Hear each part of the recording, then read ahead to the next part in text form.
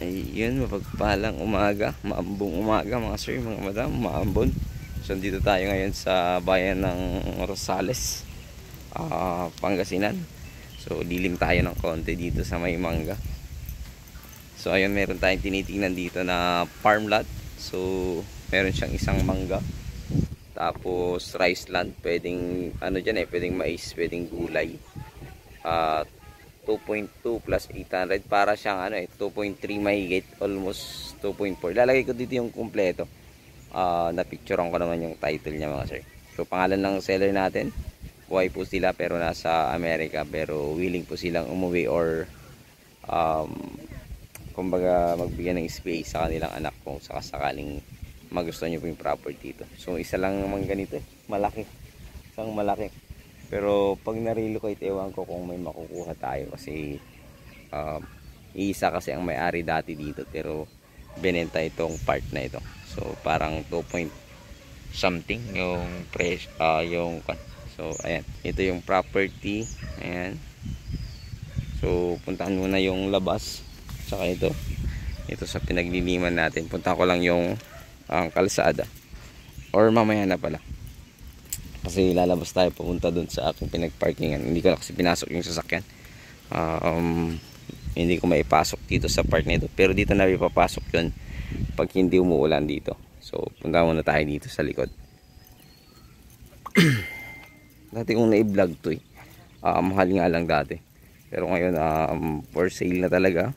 So 5.5 daw sagot nila CGT, at the same time yung ang tawag doon, yung agent P. So dito may maliit na irrigation sila, daanan ng tubig siguro pag tag-ulan. Pero itong property natin, kung maalala nyo itong vlog na ito, mayroon po siyang dito, deep well. Maingay ito nung nag-vlog ako pag ganito siya nagganito, tas nagganon. So markahan ko na lang sa drone, ito kasi yung boundary niya. Ayan, pag ganun po siya. So boundary itong mga bakod. Pero may mga bakod naman, may dating kubo. Ayan. So saan yung deep well dito? May deep well dito, alam ko. Ayan, hanggang dyan naman yan sa may akasya. Gumanon siya. Tapos diretso na yun.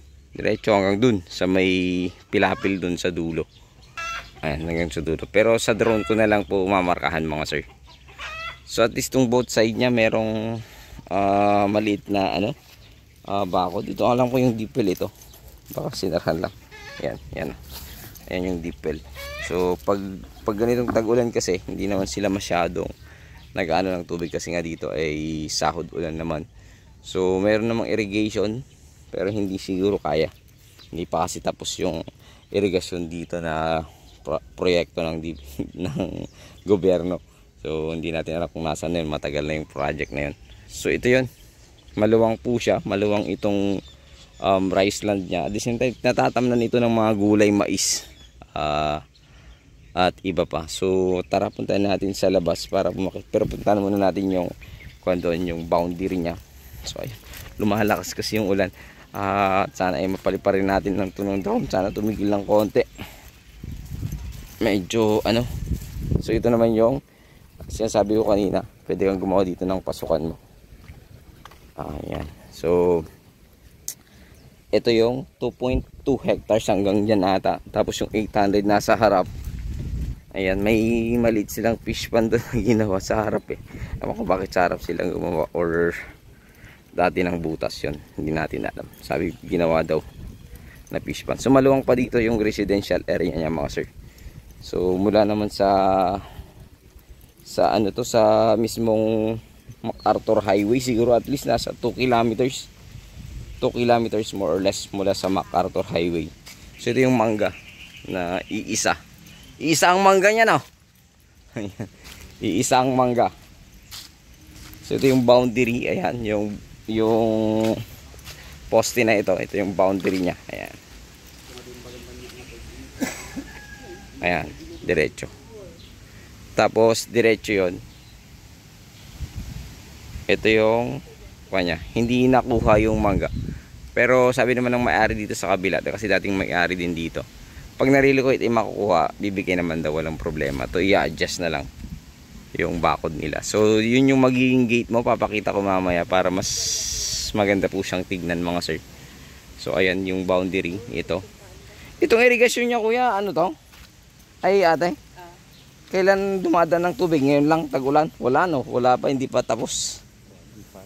Aayusin to alam ko eh. Pero kailan kaya? So ayun, hanggang dun. So yung iba, tara po. Ay, umunak dyan. Ikok lang aji dalan na. Ayan. So pakaluwang pa naman to. Pwedeng i-adjust yan para dyan yung daan na mas maganda, mas maluwang. Papasok ng area.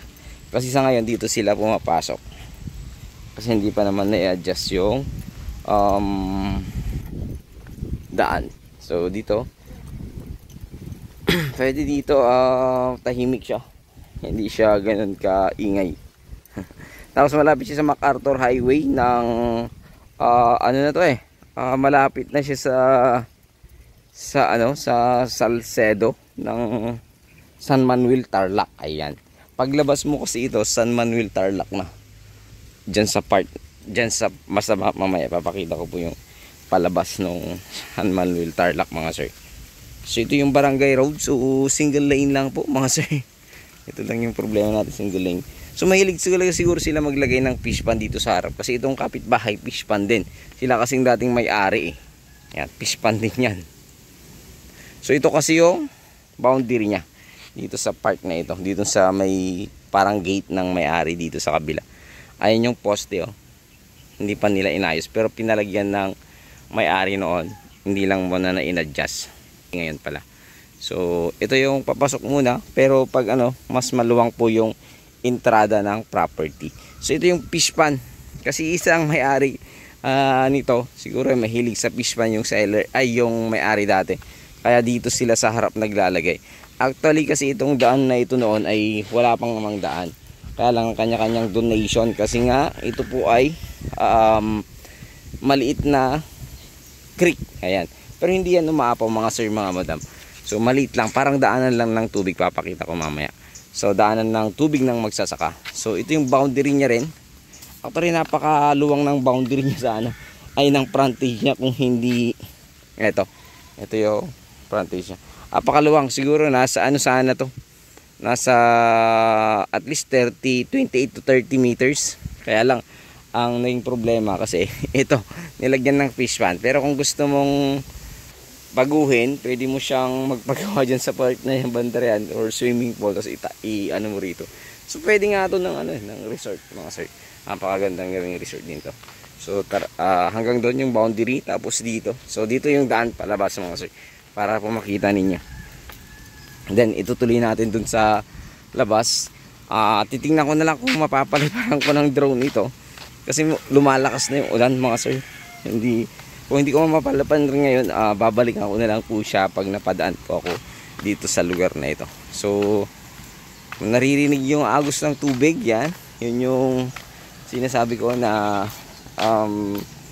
maliit na creek. So talagang mahilig sila sa fish pan. Tingnan yung kapitbahay, fish pan din to. Fish pan dito sa harap. Kasi nga may tubig dyan pagkukuhanan nila. Tapos ito kasi irigasyon. So kulang lang talaga ng ayos yung irigasyon nila doon. Kailangan lang ayusin para yung tubig ay mapunta doon sa kanila. Tingnan nyo po. Ito yung irrigation. So national irrigation. Ayan. Ito naman creek lang talaga yan. Hindi sila talikan. Talagang hindi pa naayos ito. Tingnan nyo parang makalumang style pa ng creek or irrigation. So ito, ayan. Ganda ng pag ng tubig, pag-agos ng tubig. Ayan. So ulitin ko, bayan po ito ng Rosales, Pangasinan. So yun po yung papasok sa property hanggang doon. So hindi na natin mapapaliparan kasi medyo malakas tong ambon niya. So ayun. 5.5 million po yun. At the same time sagot nila CGT and Agent P. So ayun, bayan po ng Rosales, Pangasinan. Malapit siya sa MacArthur Highway ng San Isidro, San Manuel Tarlac. So ito yung lingkod, Agent Joel. God bless you all.